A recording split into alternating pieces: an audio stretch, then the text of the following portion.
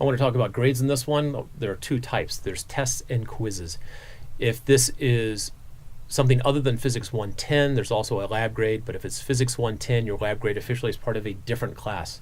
If you took Physics 110 a few years ago, then it was the lab grade and the class grade were the same. There was greater coordination grade-wise, but that is not the case anymore. They've gone to a more flexible attitude as far as that, so you can pass one and fail the other, which was against policy for a few years there. Look in the syllabus for the exact numbers. It fluctuates from semester to semester, but test grades are somewhere around 77, 78% of the overall grade, and quizzes are 20, whatever the remainder is, 22, 23%, somewhere in there. There are also two class participation grades which count as quizzes. If you have any additional assignments, occasionally I do throw in an additional assignment, and that will count as a quiz grade. There are usually 3 test grades, and as far as quizzes go, there are 12 quizzes, something like that. And for labs, there's usually 12 labs. The quizzes are based upon the homework. I will take one of each type problem of the assigned homework problems. The assigned problems are posted on Blackboard. I will take one of each kind, and I will change numbers if there are numbers. I will add some occasional phrase for clarification, but that's going to be the quiz. So, for instance, if you look at the homework assignment, you might see, oh, there's 20 questions here. Well, then I pick 4 or 5. I think there's one chapter where there's 3. And so I give that as the quiz.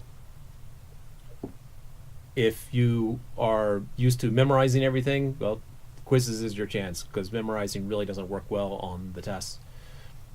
Actually, memorizing doesn't work well in the course at all. So please try not to memorize. Try to understand what's going on. Memorization can get you only so far, but I feel pretty sure you're not getting an A if all you're trying to do is memorize.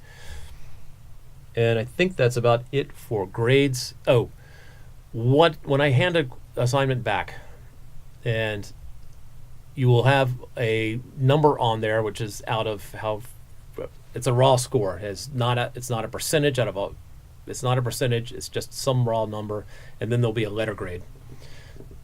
What shows up in my grade book, I record both in my grade book. I record the raw score. I record the letter grade, and then the letter grade translates into a number on the 4.0 scale. So if you got a B, it's a 3.0. A 4, A is a 4.0. A B minus is a 2.7. A C plus is a 2.3, and so on.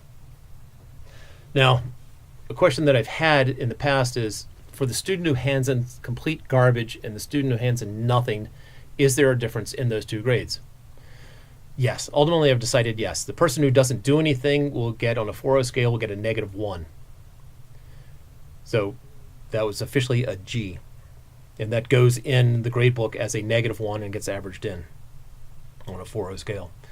And so for labs, I have another category. If you hand in a lab, I'm expecting you to try everything.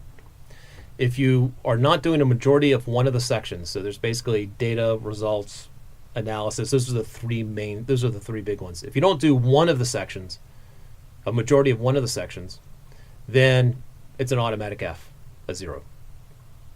If you don't do 2 of the sections, it's like you never handed it in. That's a -1. If you don't do a majority of the 3 of the sections, and this does happen occasionally, I've had 2 students who have handed something in without doing a majority of 3 sections. That means they didn't even bother writing down the stuff that was taken straight in the lab.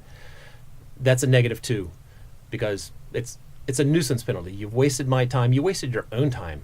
You killed some trees in the process. So if you're going to do, well, in essence, half-assed work, don't bother handing it in. If you don't understand what's going on, talk to me. Please talk to me. I've got office hours. You can do it over email. Sometimes email works really well, and sometimes it doesn't. So it depends. You have to be able to read. If I'm writing out, I can't do Greek letters in Outlook as best as I can figure out. But talk to me. If you waited till the last minute, or there's something that comes up where where extenuating circumstances were out of your control, talk to me. Let me know, please, so we can work it out. If you need extra time. I need to know beforehand.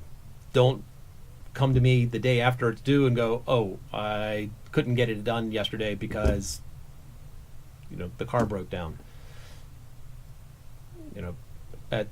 Now, in terms of whether you get penalized or not for handing in late work, depends. Now, something, if you've had me before, I've instituted a 2 weeks after it is due. If I've graded a majority of the ones handed in on time, then don't bother handing it in. And the reason for that is I've had some students who just wait, and they keep building up the stuff that has not been done, and then they hand in a huge stack of stuff at the end. And I've never had a student hand in a huge stack of work that was any good. That's one of the cases where one of those -2s showed up.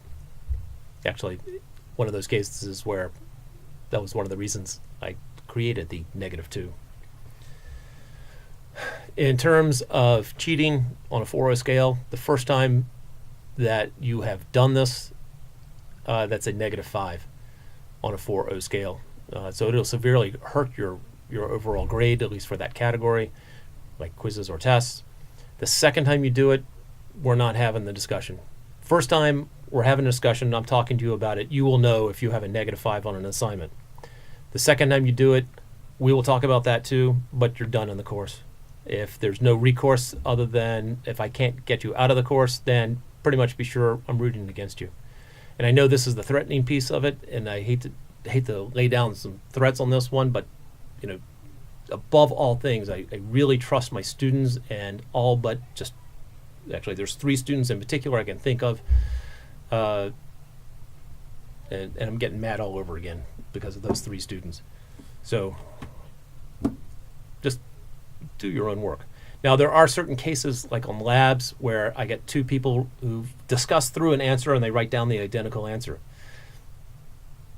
I will write -5 on the side of that. It's not a -5 on the whole thing. It's -5 on that one question. That's on, out of 6 points, you got -5 points. So it's below 0. It's not like you lost 5. You actually lost 11 points on that. So that's a case. Talk to me if it's innocent, because sometimes 2 people, I have no problem with students discussing the answers on the labs for analysis.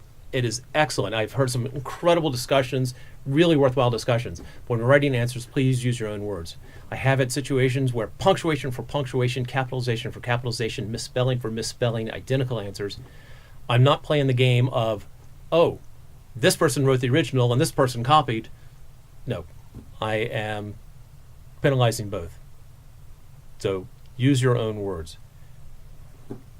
And I think that's probably it for grades. Well, I say that, but most likely there's something else that I'll remember later, perhaps stick in a video at the end of things I forgot to say earlier.